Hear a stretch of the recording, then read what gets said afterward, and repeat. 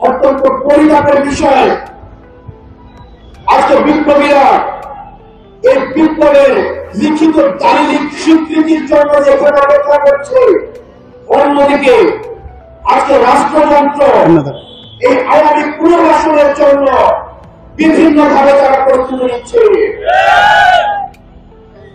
আমরা বিপ্লবী শক্তি আমরা স্পষ্ট ভাবে জানিয়ে দিতে চাই, আমাদের হারানোর কিছুই নাই। আওয়ামী লীগ বাংলাদেশের পুনর্বাসিত হবে কিনা সেই সিদ্ধান্ত এখন নতুন করে নেওয়ার কিছুই নাই। আওয়ামী লীগ বাংলাদেশের রাজনীতিতে পুনর্বাসিত হবে কিনা সেটার চূড়ান্ত সিদ্ধান্ত হয়ে গিয়েছে ৫ই আগস্ট।